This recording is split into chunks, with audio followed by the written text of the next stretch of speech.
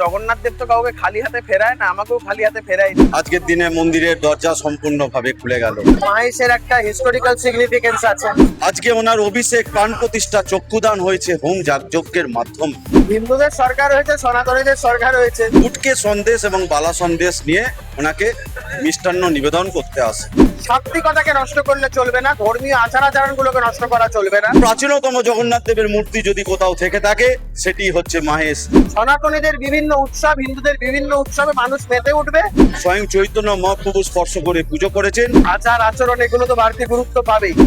অনাবসর কাল কাটিয়ে আজকে নবযৌবন উৎসব জগন্নাথ দেবের গর্ভগৃহের দরজা খোলে এবং সকাল থেকেই পুজো অর্চনা শুরু হয়। ইতিমধ্যেই আছে জগন্নাথ মন্দিরের যে ট্রাস্টি বোর্ডের সম্পাদক তার সাথে।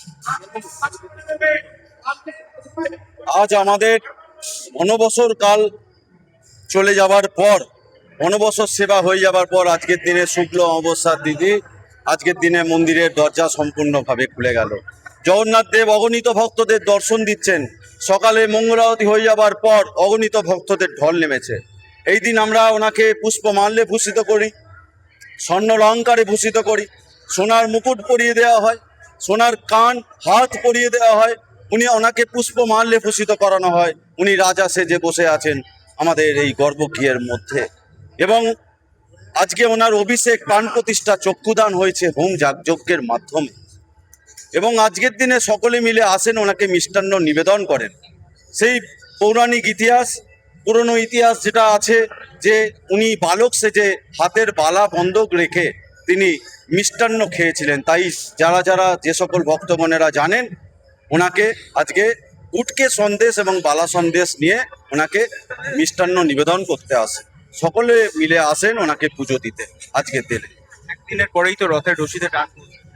আগামী 16ই জুলাই আমাদের 630 বছরের ঐতিহাসিক মাহেশের রথযাত্রা উৎসব।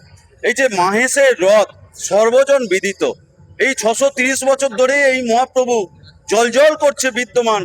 এই মহাপ্রভু আর কোথাও নেই সমগ্র পৃথিবীর মধ্যে।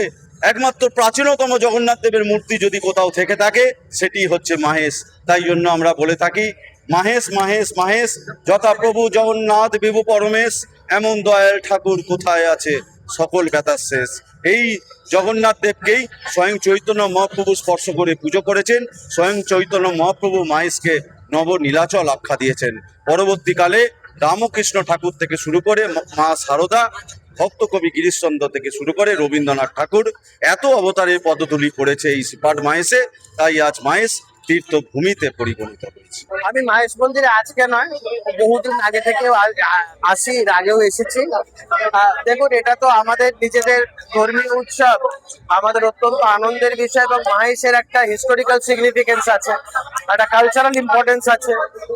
সব থেকে বড় কথা, আমি শ্রীরামপুরের জামাই, তো সেই ক্ষেত্রে আমার এখানে এই জায়গার সাথে আমার দীর্ঘদিনের যোগাযোগ। তো অবশ্যই এখানে আসাটা আমার কাছেও নিজের কাছে খুব একটা বাড়তি পাওনার মতন। আমি কৃতজ্ঞ মন্দির কর্তৃপক্ষের কাছে, তারা এবারে আমন্ত্রণ জানিয়েছেন। আমন্ত্রণ না জানালেও আমি আসতাম, মানে এমন ব্যাপার নয় যে আমন্ত্রণ জানিয়েছে বলে এসেছি।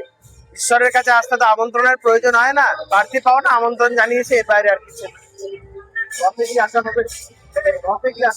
চেষ্টা করব, তবে আমার নিজের ব্যারাকপুর অ্যাসেম্বলিতেও প্রচুর রথের ইনভিটেশন, সেখানে কতদূর পারবো জানি না, কারণ নিজের এলাকায় কমিটমেন্টের এটা অনেক বেশি। তবে ইচ্ছা আছে আসার, দেখা যাক বাদ বাকি জগন্নাথ দেব কি চান। হিন্দুদের সরকার হয়েছে, সনাতনীদের সরকার হয়েছে। হিন্দুদের পুজো আচার আচরণ এগুলো তো বাড়তি গুরুত্ব পাবেই। এবারে যেমন সিএম একটা জিনিস স্পষ্টত বলেছে যে আসছে দুর্গা পুজোতে আড়ম্বর সবটাই থাকবে, সবকিছু থাকবে, কিন্তু আমাদের এই বিভিন্ন থিমের নামে যে সাত্বিকতাটা যে নষ্ট হয়ে যাচ্ছে, সেটা যে কোনো পুজোর ক্ষেত্রে সাত্বিকতাকে নষ্ট করলে চলবে না, ধর্মীয় আচার আচরণ গুলোকে নষ্ট করা চলবে না। থিমের নামে যা খুশি তাই করা যাবে। অতীতে দেখা গেছে দুর্গাপুজো হয়েছে, দুর্গা মূর্তিকে প্রাক্তন মুখ্যমন্ত্রীর মুখ বসিয়ে দেওয়া হয়েছে, এগুলো কোনোটাই চলবে না। ধর্মীয় আচার আচরণের মতো হতে হবে। এবারে যেমন এই প্রত্যেক সোমবার করে শ্রাবণ মাসে সরকারি হেলিকপ্টার থেকে গোলাপ ফুলের পাপড়ি ছড়া হবে, এগুলো অত্যন্ত আমরা সাধুবাদ জানাই এই পদক্ষেপগুলো, যে সনাতনীদের হিন্দুদের সরকার হয়েছে, সনাতনীদের বিভিন্ন উৎসব, হিন্দুদের বিভিন্ন উৎসবে মানুষ মেতে উঠবে এবং তাতে করে সরকার তার পক্ষে যেইটুকু করা সরকারও সেটা করবে। একদম প্রতিজ্ঞা পূরণ করে মাথায় চুল নিয়ে জগন্নাথের কাছে। আমি যখন মাথা কামিয়েছিলাম আমার মনে আছে, ইমিডিয়েটলি সেই বছর 2023 সালেও আমি এখানে এসেছিলাম। সেই বছর যে অনুষ্ঠান ছিল আমি সেই বছরও এসেছিলাম। আমি আবার আজকে এখানে এলাম। তো জগন্নাথ দেব তো কাউকে খালি হাতে ফেরায় না, আমাকেও খালি হাতে ফেরায়। 630 বছর পুরনো রথযাত্রা এবং বলাই চলে ভারতের দ্বিতীয় প্রাচীনতম যে রথযাত্রা। 16ই জুলাই রথের রশিতে টান পড়বে, একদম হাজারো হাজারো দর্শনার্থী কিন্তু আসবেন এবং জগন্নাথ দেবকে রথের রশি করে টেনে মাসির বাড়ি অব্দি নিয়ে যাবেন এবং সেই দৃশ্যের সাক্ষী হতেই হাজারো হাজারো দর্শনার্থী কিন্তু উপস্থিত থাকবেন। শ্রীরামপুর থেকে প্রীতম সাধুকা। বাংলা হাটের আরও খবর দেখতে নজর রাখুন। বাংলা খবর মানেই বাংলা হাট।